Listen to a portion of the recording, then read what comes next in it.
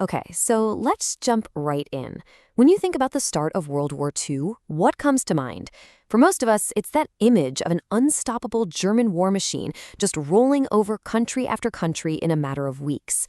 But what if I told you that inside every single one of those jaw-dropping victories were the seeds of Germany's ultimate defeat? Yeah, that's the paradox we're going to unpack today. You know, the great military thinker Karl von Clausewitz, he really hit the nail on the head. He said, the single most decisive thing a leader does is to correctly understand the nature of the war he's getting into. Not the war you wish you were fighting, but the one you're actually in. And this, right here, is exactly where Hitler, despite all his early wins, just completely, catastrophically missed the point. So this is the big question, right? How can a leader be so good at winning battles? I mean, taking over an entire continent piece by piece, and yet be a total failure when it comes to the bigger picture, the strategy? Well, to figure that out, we've got to look at the weapon that made it all happen in the first place. And that weapon was, of course, a revolutionary new way of fighting called the Blitzkrieg. So let's break down what actually made this thing so incredibly devastating.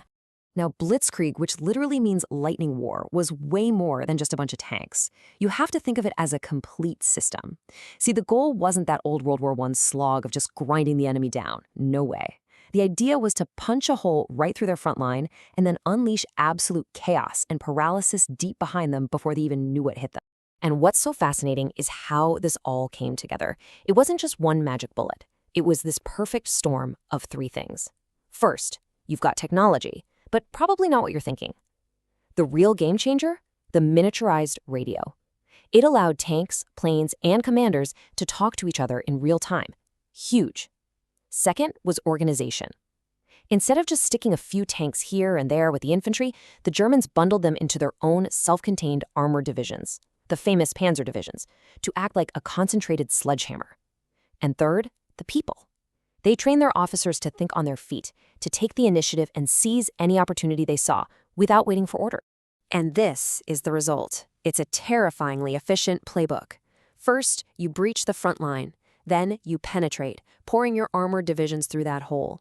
Next, you encircle the enemy, cutting them off completely. And finally, you paralyze their command structure from the air. Before they know it, it's all over. So, okay, that's the theory. But the world was about to get a front row seat to see just how devastating it was in the real world. First up, Poland, and then France. Okay, so let's look at Poland in 1939. I mean, just look at these numbers. The difference is absolutely staggering. Germany has over 5 times the tanks, almost 3 times the artillery, more than 4 times the combat aircraft. The Polish army, which, still had a lot of cavalry, was just completely and utterly outmatched from the second this thing started. But it wasn't just about the gear. That was only half the problem. If you look at this map, you can see Poland was in a totally impossible position geographically. It's surrounded on 3 sides, so their forces had to be stretched super thin across this huge border. Germany, on the other hand, could focus all its power in a few key spots to deliver these massive knockout punches. Honestly, the whole campaign was pretty much over before the first shot was even fired. And the result? It was a massive shock to everyone watching. An army of nearly 1 million soldiers, just wiped out in a little over a month. All organized resistance was crushed before the fall rains even started. Just gone. And then, you'd think that was it, but no. Less than a year later, it happens all over again, this time to France. We're talking about the army that won World War I, one of the most respected military forces on the planet, and it collapsed in just 6 weeks. At this point, the Blitzkrieg machine looked absolutely, truly invincible. But this is where the story pivots, because for all of their skill at winning campaigns, Germany was completely failing at the actual art of war. Hiding underneath all these spectacular victories was a fatal flaw right at the very core of their entire strategy. And here's the key takeaway, the most important thing to understand. Winning a battle is not the same thing as winning a war. And despite all their genius on the battlefield, Germany's leadership was planting the seeds of its own defeat with every single country it conquered. And the reason why? It comes down to one thing: the poison of their own ideology. See, for Hitler, war wasn't a tool you used to achieve a political goal. For him, the state existed only to make war. There was no after-the-war plan, no path to peace, just more war. And that worldview meant you could never turn the people you conquered into allies. They were just enemies to be enslaved or exterminated. All that does is guarantee that you'll face constant, draining resistance. It creates a war that can never, ever end. And there is no better example of this self-defeating victory, this paradox, than what happened in Norway in 1940. It is the perfect case study of winning the battle, but actually losing ground in the war. All right, just take a look at this balance sheet. On the gain side, Germany got what they wanted, right? They secured naval bases, and they protected that crucial iron ore route from Sweden. But look at the losses column. Their navy was absolutely crippled. They lost a huge chunk of their major warships. They lost any and all political capital they had with neutral nations. And then, you see that last one? That's the knockout blow.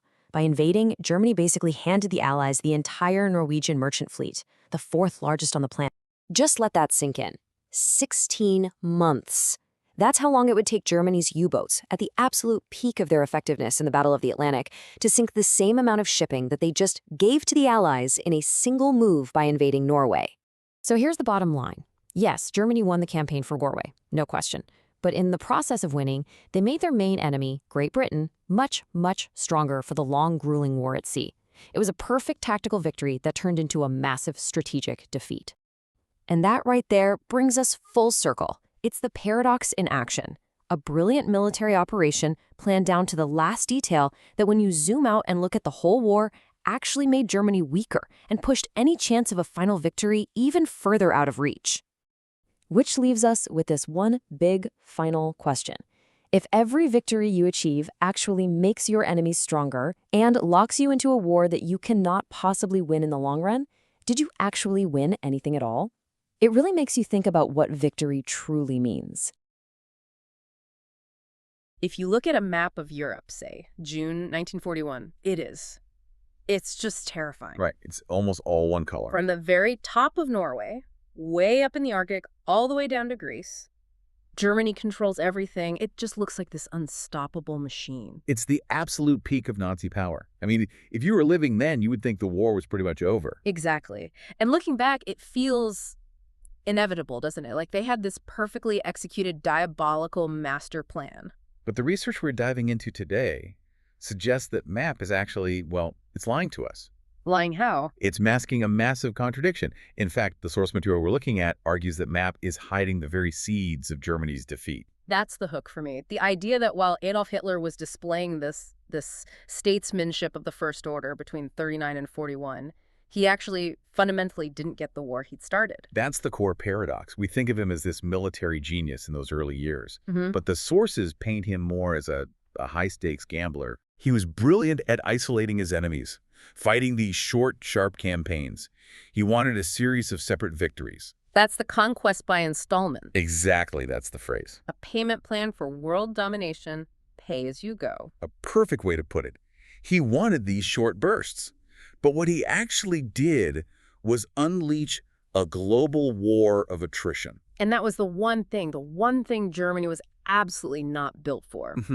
He wanted to sprint, and he accidentally signed up for an ultramarathon. In the wrong shoes. In the wrong shoes. And so today, I want to walk you through those sprints.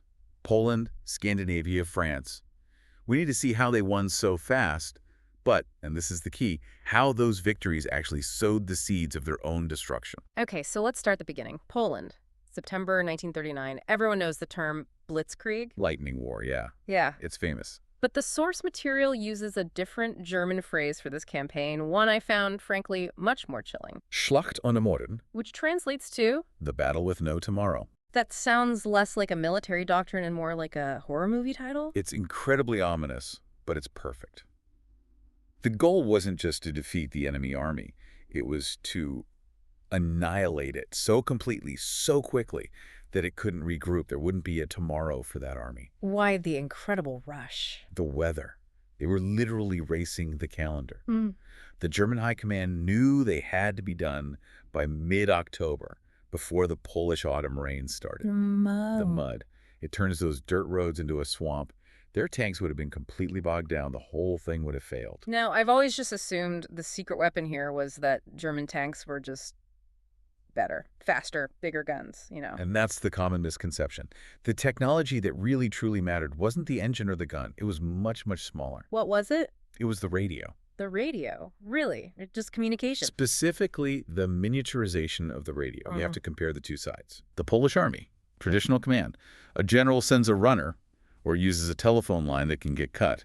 Information moves at the speed of a horse. So slow, rigid. By the time the general gets a report, the situation has already changed. Precisely. Now, the Germans, they put a radio in every single tank. Everyone. Everyone. Which meant commanders like Guderian could lead from the front. They weren't in some bunker 5 miles back. They were in the turret, seeing the chaos, directing the chaos in real time. So it's like one side is playing chess by mail and the other is playing speed chess. That's a great analogy.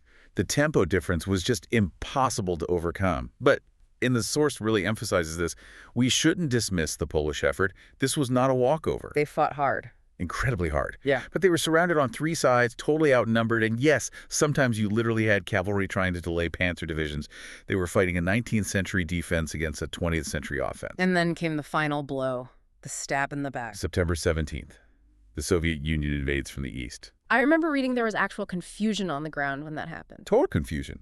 Because of the secrecy of the Nazi-Soviet pact, some Polish units thought the Red Army was coming to help them. Wow. They realized the truth way too late. It sealed Poland's fate. The state was destroyed. And right behind the army, the security police moved in to terrorize the population, targeting intellectuals, priests, anyone who could be a leader. It sets the pattern for the whole war in the East. Okay, so Germany digests Poland. But while that's happening, the Soviets get their own ideas. They look north to Finland. And this does not go to plan for Stalin. The Winter War. A classic case of hubris. Stalin basically wants a birthday present for himself. Yeah. He invades Finland in November 39, expects to be in Helsinki in 10 days. And it took... What was it? 105 days. And it was an absolute catastrophe for the Red Army. This is where we hear about those Finnish tactics, the Mahdi, right? How did that actually work? Well, the Soviets tried to drive these huge mechanized columns down narrow forest roads in the snow. The Finns, on skis, just waited. They'd fell trees in front of the column and behind it. Trapping them. Completely trapped. Then they'd slice the long column up into these isolated pockets, Mahdis, and just destroy them piece by piece. But here's the so what for you as a listener. The Soviets eventually win through sheer numbers. But the German takeaway from this, that's the really dangerous part. It was a fatal miscalculation. Hitler's watching from Berlin, and he concludes the Red Army is a joke. Weak, disorganized, incompetent. And that's where we get that quote, "We have only to kick in the door and the whole rotting structure will come crashing down." Yeah, it's the one. That confidence, that total underestimation is born right there. He didn't see that the Soviets were actually learning from their mistakes. While Germany is about to make its own move north. Norway. Operation Weserübung. And this, tactically, seems like a masterpiece. Oh, in terms of execution, yes. It's the first true tri-service operation. Army, Navy, Air Force, all working together. It's also the first use of paratroopers to seize airfields. Brilliant, really. They get their iron ore, they take the country, but the source calls this a strategic cul-de-sac, like they drove into a dead end. Why? Because they won the land, but they lost the sea. To invade Norway, they had to expose their navy, the Kriegsmarine, to the British Royal Navy. And the cost was high. Astronomical. They lost multiple cruisers, nearly half of their destroyers. The German surface fleet was effectively crippled. So a few months later, when they're standing on the coast of France looking at England... But they can't invade. They simply don't have the ships to protect a crossing because they'd already lost them taking Norway. A strategic dead end. Which brings us to the big one. May 1940, the fall of France. Now, I think most people assume France fell so fast because Germany just had overwhelming numbers. And most people would be wrong. This is one of those facts that just always surprises people. The Allies, Britain and France, actually had more soldiers and more tanks. More tanks. And in some cases, much better tanks. Yeah. The French Charbie, the British Matilda. German anti-tank guns couldn't even penetrate their armor. The shells just bounced off. So if you have more men, more tanks, better armor, how in the world do you lose a country in 6 weeks? You lose because you're fighting the last war. The Allies expected a repeat of 1914.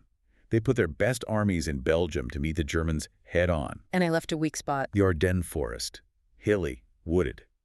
The experts all said it was impassable for tanks. And the Germans heard impassable and thought, challenge accepted. They drove 7 armored divisions right through it. It's called the Sickle Cut. They just came out behind the main Allied army and cut them off from their supplies. Right. A total masterstroke. The speed is just, it's mind-boggling. I read that even Hitler got nervous. He did. The panzer commanders were moving so fast, they were literally outrunning their own maps and their infantry support. Yeah. Hitler got scared and actually ordered them to halt. And that halt, that becomes the miracle of Dunkirk. That's the moment. The Panzer halt on May 24th. It gave the British just enough of a window to evacuate over 338,000 troops. If those tanks keep rolling, the war's probably over. But for France, it was over. The source talks about more than a military defeat. It was a psychological collapse. It was total. You have to remember, France had been bled white in World War I. They just didn't have the political or demographic will for another slaughter. There's that quote from the German diarist. It's haunting. He wrote, "The battle for France is over. It lasted 26 years." Seeing it as one continuous conflict from 1914. Exactly. So France is out, Britain stands alone, and Hitler is kind of confused. He's in a real dilemma. He genuinely thought Britain would see sense and make a deal. Yeah. He had no plan for a Britain that just refused. So he's facing the English Channel. He has no real navy to speak of, thanks to Norway, and an air force, the Luftwaffe, that wasn't really designed for this kind of fight. That's a crucial point. The Luftwaffe was flying artillery. It was meant to support tanks. It wasn't a strategic bombing force built to destroy a nation's industry from the air. But they try. The Battle of Britain. And here, technology is huge again. This time, it's radar. The British radar system was a game changer. It was basically a prototype combat information center. Before radar, you just had to have fighters patrolling constantly, burning fuel, hoping to spot something. Wasting resources. Exactly. With radar, you could keep your pilots on the ground until the blips appeared on the screen, then send them exactly where they needed to go. It was a massive force multiplier. But even with radar, the source says the Luftwaffe was actually winning in August 1940. They were hitting the RAF airfields, the British were running out of pilots, and then an accident changes everything. A literal accident. A German bomber group gets lost at night. They drop their bombs on London by mistake. They weren't supposed to. No, Hitler had forbidden it. But Churchill retaliates immediately. He orders a small raid on Berlin. Which didn't do much damage physically. No, but psychologically, it infuriated Hitler. He couldn't stand his capital being bombed. So, in a fit of rage, he orders the Luftwaffe to change targets, stop hitting the airfields, start bombing London. A blitz. The Blitz. And that decision, born of pure emotion, is what saved the RAF. It took the pressure off the airfields just as they were about to break. So Britain survives. Hitler turns his attention back to the east. But first, he has a problem down south. His ally, Mussolini. Ah, yes. The Italian liability. Sounds like that person in a group project who promises a lot and then you have to do all their work for them. That is a perfect description of Italy in this war. Mussolini wants the glory, but he didn't do the preparation. He attacks Greece in October 1940. In the mountains, in the rain. In the freezing rain. It was a disaster. The Greeks actually pushed the Italians back. It was a total humiliation. It wasn't much better in North Africa. Even worse. A huge Italian army gets routed by a tiny British force. The British captured something like 130,000 prisoners. Why was the performance so bad? Terrible equipment, poor leadership, but mostly. The Italian soldiers just didn't believe in the war. They had no reason to die for Mussolini's ego. But this becomes Germany's problem. It does. Hitler can't let his main ally just collapse. So he has to divert resources. He sends Rommel to Africa. He has to invade Yugoslavia and Greece to clean up Mussolini's mess. And that Balkan campaign was brutal. It's a punitive expedition. They bombed Belgrade flat just to send a message.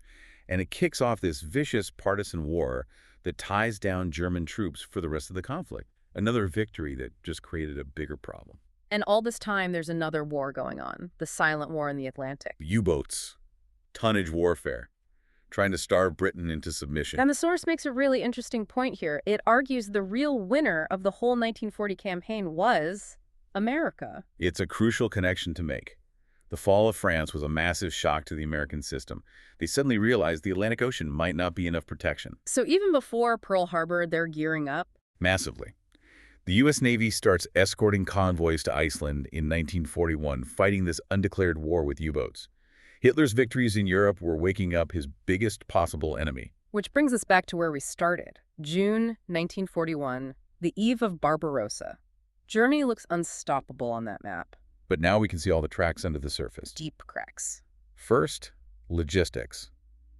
We picture this mechanized juggernaut, but the German army was overwhelmingly powered by horses. Horses to conquer Russia. Horse-drawn wagons. Second, strategic confusion.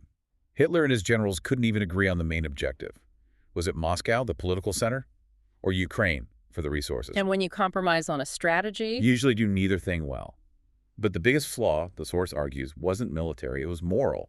It was their ideology. the idea of the racial struggle. They saw the Soviet people as Untermenschen, subhumans. They weren't there just to conquer, they were there to enslave and exterminate. And that backfired. Catastrophically. You have to understand, in the beginning, millions of people in the Soviet Union, Ukrainians, for example, hated Stalin. They'd been purged, they'd been starved. They saw the Germans as potential liberators. An incredible opportunity. A squandered opportunity.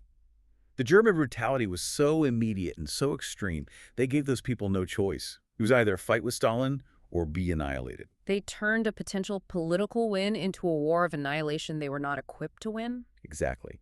By denying the enemy any option but to fight to the death, they guaranteed the very war of attrition they couldn't survive. Their brutality wasn't just a crime, it was their single biggest strategic mistake. So wrapping this all up, we have a Germany that perfected the short campaign, the conquest by installments, Yeah. but they never understood the nature of the global war they had actually started. They were brilliant tactically, but they had no grand strategy to actually win and end the war. Each victory just stretched them thinner and created more enemies. It's a powerful lesson for all of us, isn't it? Victory can be more dangerous than defeat if it blinds you to your own fundamental weaknesses. And if it makes you arrogant enough to think you can defy the laws of logistics and, well, basic human decency. A fascinating deep dive. Thanks for helping us unpack all of that. My pleasure. And thank you for listening. We'll see you on the next deep dive.